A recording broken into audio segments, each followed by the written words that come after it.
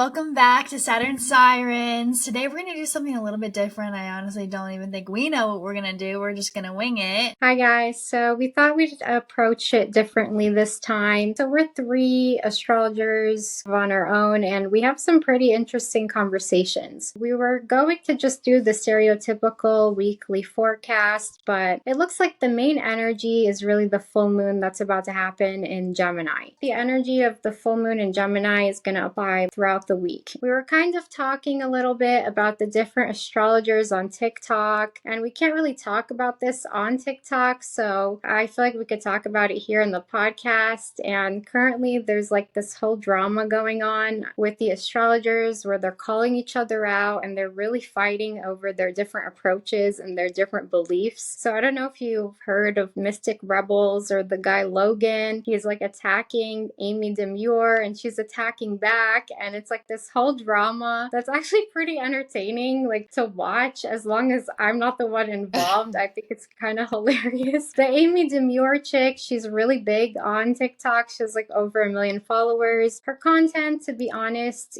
she's very beautiful, like very pretty woman, but as far as her content, it's kind of, from an astrologer perspective, disappointing. But I feel like the way he attacks people is kind of like, he really like goes for the jugular with the astrologer. He takes it personal, and I get it. Like, he cares a lot about astrology. I genuinely like the guy. I like Logan from Mystic Rebels. I think he's really smart. I agree with a lot of things that he says. He also was the one who really sealed the deal for me with whole signs, because I was kind of back and forth, but he really sold it to me. I could tell like he knows what he's talking about, but it just cracks me up because he has this like God complex approach where he's like, I made my own system and it's alchemical astrology. Yeah. And I do think that he knows what he's talking about, but I do have one issue with him that I think he has a weakness in. I don't mind somebody creating a whole new system, because that's what astrology is. It's just a system for understanding life and the nature and that kind of thing. I do feel like if you're going to be attacking someone, you should make sure that you've got all of your ducks in a row. There's no reason that he can't promote himself without attacking other astrologers or pointing out. I do agree that this astrology bubblegum or astrology light is not helpful to the astrology community. The problem is not being very clear about, okay, this is extremely broad and general, because there is some aspect of astrology that you can look at and say, okay, this is the energy right now. And let's not even forget that we have mundane astrology, which is different than saying this is how it's going to affect you personally. I feel like too, it's kind of like the shadow side of Gemini and Libra,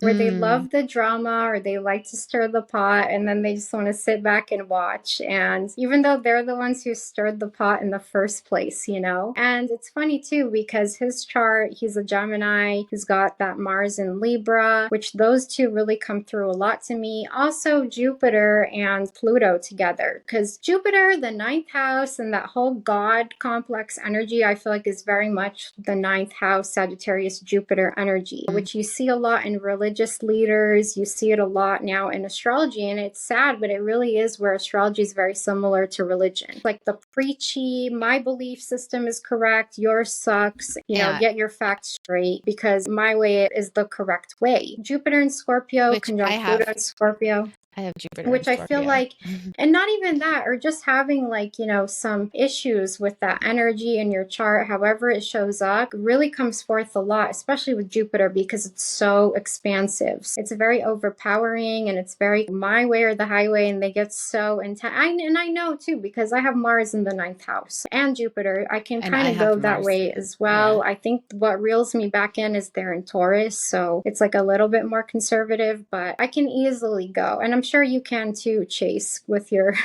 Sag rising and Jupiter there too. And it's because we get so passionate about our beliefs that we're like, I want you to believe this too. Can't you see that my way is right? Mars in the ninth house too. Yeah, you do too. Exactly. In Aries, it's in domicile. So I feel like definitely stand up for your beliefs when you have Mars in the ninth house. You'll go to battle for your beliefs. What I don't like is the bashing of the other astrologers. Like, who cares? Like, why focus on them? The people who can see see the truth. Just like any other system and any other industry and any form of media, it's always going to be infiltrated with BS. Right. Unfortunately, that's the world that we live in. Right. And you kind of have to weed your way through that. And by you like doing that, it just makes you look bad. It's not going to make them stop, sadly, because ultimately it's the people who are buying, eating it up. And the shame on them for not doing the research. And that's like, a world issue there. Yeah. So I feel like that's never going to change. And it's sad, but that's what the people want. If the people want the pop astrology, let them watch the pop astrology. And they obviously do, because those astrologers have like over 1 million followers. And then you have like the legit ones who are a lot smaller, but that's okay, because I feel like the legit ones don't even care so much about like fame. They're not even like approaching it from that angle. It's he like doesn't more even genuine. have to do that because he's got Sun in Gemini in the 11th house. So like he doesn't even have to do that to be a big person in front of the audience, because he's got Sun in Gemini, Mercury in Gemini in domicile ruling his Sun. He's got Jupiter conjunct Pluto, which is a very auspicious Wealth aspect. placement. Wealth placement, powerful leader placement. And he's obviously the Gemini. He's very smart. He's got a great People chart. do relate to him. It's just that Mars is troublesome. And the other thing, he does have the South Node. It just went over his Jupiter and Pluto. Now it's in Libra, stirring up. That is one thing about the South Node. I think it does kind of whip up old stuff. That old brings up the all shadow the shadow stuff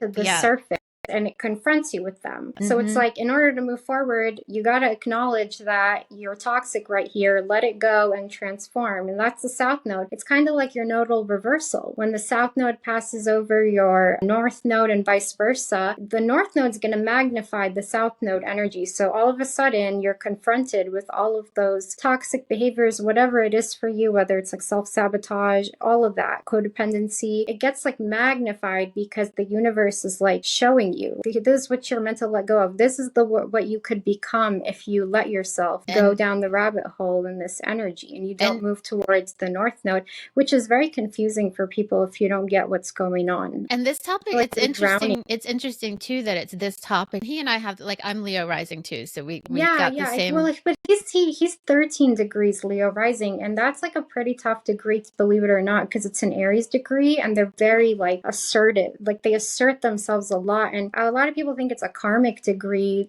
the number 13, because it's like it has to do with like kind of being too like assertive or too forceful, like with your will or whatever. I think it's also the degree of his rising. And I think that's interesting too, because the transiting nodes, this is about, and maybe this is also why I'm triggered by this whole thing too, is like the transiting North Node is in the 9th house. So this is about astrology, beliefs, faith, all of that kind of thing. And this is a topic that is receiving that extra activation from the North Node. And then also even the South Node activates too, the South Node part about communication and the skills in the community as well. So it's pretty interesting. It's funny because like all these different astrologers on TikTok, and they all have such different approaches, and I see their shadow traits, and I'm a Virgo rising, so I see everything. Unfortunately, I still like them. Like I still accept them, and I'm like, you know what, I still respect what you do, because we're all kind of the same. We're all talking about this same thing. We all interpret it differently, whatever, as long as you're just respectful of other people and stuff. But I'm kind of a little bit scared of him because I'm like, I don't want him to attack my stuff. I know that I know what I'm talking about, but I always worry that he goes after me, because I'm like, I don't even want that. I don't want to just talk about him though, because I already feel like he gets enough attention. I like other astrologers on TikTok too. I like the Shirley Worley girl. Yes. She's smart. I love how she puts together. Great teacher. She mixes together the Vedic and the Western. I love that. And I love that's genius. I love she's that. super That's funny. very similar to how I think too. Because I think she said she's a Scorpio rising, or she's a Libra she's sun Cancer too. rising. She's Cancer rising. Okay, well, that makes more sense. And she's a Libra sun, and she's got a great way of putting everything together and connecting all the dots. I love that. My Mercury in Aquarius loves that, because it's like, yes, I want to nitpick everything I like from each system and put it all together, and she does that really well. I like the Evan Nathaniel Brim. He's really huge on there. I do like him. I feel like he knows what he's talking about. I also feel like he has kind of a God complex. I don't know what it is with the male astrologers. Astrology, there's always this risk of getting a god complex with it because it's like you have all this knowledge of the celestial bodies and it's like gives you a lot of power. It's very powerful information. Do you know what his So rising sign is? he's like a Scorpio stellium. That's all I know. He doesn't really use his chart and he kind of keeps his stuff pretty basic, but I can tell, and I was in one of his lives, I could tell the guy's smart, but he'll like straight up say like, I charge $500 an hour because I'm the best astrologer in the world. Like he's so confident, which I like, but Yeah, at the I think same we should time, it's like, normalize confidence. When people are very confident, people criticize them for being confident, but everybody's trying to be more confident. We should all just try to feel more confident and not like definitely, begrudge. because when I watched his live, I basically saw like the more confident version of myself. Like I saw a lot of myself in him. Like if I was that confident, I would probably be like that and I would be charging $500 an hour. And it was actually really inspiring. And I actually kind of felt like it was a huge epiphany for me because I was like, why aren't I more confident? Why do I think I'm confident, but I'm actually not? And I don't really know that I'm not until I meet someone who's more confident than me. And I wish people had that reaction more than hating the person or getting jealous or trying to call them arrogant. Yeah, so and it's like sometimes people are arrogant, but this is why what I want is for people to be more focused on themselves. Focus on your reaction. Like, so what if they're arrogant? What it is triggering something. But why are you getting triggered? Yeah, exactly. That's what it is, and that because is like what we're not confident and we want their confidence, so we are it's like mad at it's them. like a low-key jealousy. and we jealous want to of beat them. it down so that we don't have to look at it and feel defeated. That's kind of toxic, especially with Leo risings. Get that a lot because they are confident. Most of them come off really confident. Yeah. If you're confident, you see it as, wow, I love this person. If you're insecure, you see it as such a threat and you try to humble that person. And I feel like that's really toxic. But I remember when I was young, some people who became my friend, because I think some people were afraid to be my friend because I was just very quiet. And then people get to know me and I'm different. But I think a lot of that is Leo rising because, you know, there's just, and not just Leo rising, there's other things. Also, because you're also a seventh houser, and I feel like people project stuff onto you too. So it's like, because like when I met you, I didn't get any arrogance or any like stuck upness. I saw like the most warm heart, open hearted Leo person. And I felt that over the internet without even meeting you. When you're a seventh houser, I feel like it has a lot to do with how healed that person is. They're gonna like, you're gonna absorb whatever that energy is that they project onto you too. And that's why it's so key for them to surround themselves with people who have their best interest at heart, seventh housers, because it affects them. If they don't want it to, it still does. Who else is good on TikTok astrology wise? What other astrologers do you guys like? I think that I'm not answering your question. I think that we allow men to be a lot more confident than we allow women to be. For men, it's like, oh, it's cute. But then and women, then men try to humble women all the time. Yes. I feel like looking back over some of my time at church, I felt like a lot of people were trying to humble me because I wasn't being a submissive domicile woman. Docile is the word.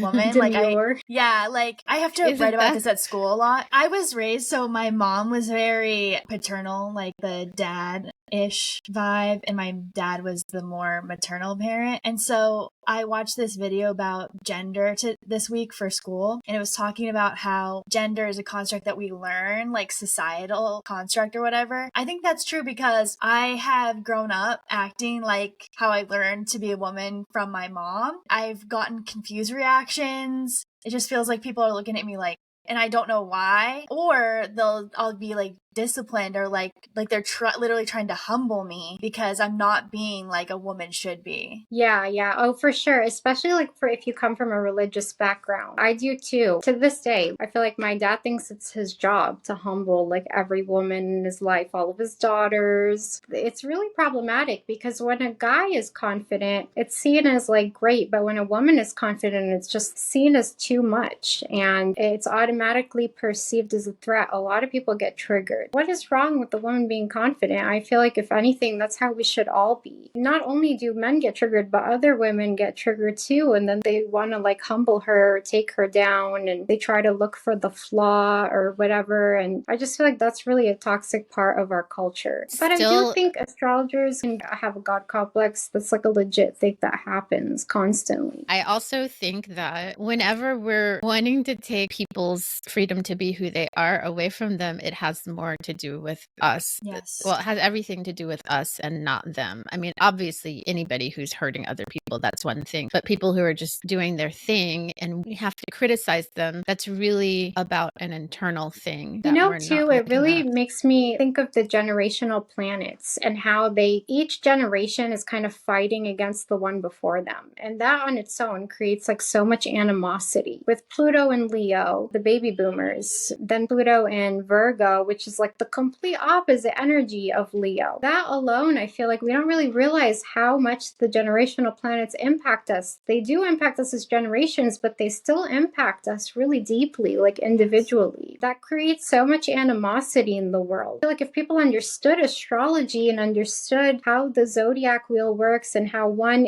comes before the other for a reason, and each one kind of balances out the one before it and is evolving a little bit more until you get to Pisces, it'd be a lot easier to just accept people and realize, hey, that was their time, that was their way, and it worked really well. This is our time, this is our way, this is what works for us, and just be respectful. Well, I think part of the problem is because when you new people come along, you have blind spots about what good the old. I think it's also harmful to throw out the old, think that you know everything. I because agree. This whole millennial however they divide up the generations is not right. And I actually want to go through and take those ones that they've done and show people where those three major That's generational smart. planets are. But this is part of what people who I'm going to sound like a very big conspiracy theorist, but this is part of the control system. It's very Aquarius of you. Keep people divided, yeah. To keep people divided. And yes, people are different, but that doesn't mean that you have to put down people, oppress people because they're different. You have to do is accept yourself more so that you can feel free to be who you are without feeling like you have to put down other people. And then you're not even triggered. Yeah. I think it even like is unconscious. So it's like, how do we get to the point where we don't get triggered? We're just accepting them and we're able to see it from their point of view. And I do agree with you. I don't think you're supposed to throw out everything from the old system. Right. It's about balance. It's about and I think that balance. The generations will go so radical in one way, especially like Pluto. I consider Pluto the generational marker. That's what I consider like millennials. I consider Pluto in Scorpio. And yeah, especially if you're like born at the tail end, like Chase, for example, if you're a 29-degree Pluto, meaning it went back and forth from sign to sign, like for like a 2-year period, then that's when you're going to kind of be like the odd man out a little bit, where you're going to have a little bit from that generation and a little bit from that generation. But if you're like Pluto and Scorpio, for example, a lot of them are going to relate on certain things. And a lot of them, unfortunately, relate on their hatred of the previous generations. And that's what keeps us divided. Well, I think that's like Scorpio. Yeah, well, exactly. Exactly. That's just Scorpio in general. And because Pluto is such an obsessive energy, that's why I feel like they go so radical and they completely disregard the generation before them. So yeah, I think you do have to, if you look at a lot of changes, you really do need to look at a lot of the conjunctions, because that is when a lot of things change. So you'll see, what's his name, where he has the Pluto-Jupiter conjunction. Jupiter, yeah. That's another one where you see the Pluto-Jupiter conjunctions, the Uranus-Pluto, all of these. Again, it's hard to generalize. The generalization makes it seem like it's not a valid system, but really it's because people have a really poor facility with complexity. And I plead to humans to step up your ability to deal with the complexity of life, because it's not that simple. It's not black or white. I say that all the time too. And it's definitely the Aquarius in us. You can't look, especially when it comes to understanding astrology, you do not want to look at things black or white. You have to kind of be able to grasp the complexity of it and to be able to have differing perspectives, and that's okay. Yeah. There is no set in stone thing, you know, there's multiple sides to the coin, and there's different ways of looking at things. Especially And when it you see doesn't how make it one keeps, right. you look at a chart and you know that that next minute, everything's different in that next minute. Yeah, so it's like you're really kind of arguing against somebody's, that's their perspective. Like, we're seeing things also through our own like lens Our own and filter. through our own birth chart, you know, based on what we've experienced, based on what energies we have natally and what we've experienced in life. That's all shaped our perspective. So there is no like holy perspective or like godlike perspective where my way is right. No, that's how you see it. That's how you see it. And although you have a point, I can see your perspective, I agree with you, but I also agree with this person too. Right. And I agree with that person and with that person. And it's like, you have to kind of be that way, especially with astrology, but really with everything in life. And I really think that's the key to accepting everyone. And that's what's something that Aquarius does really well, not to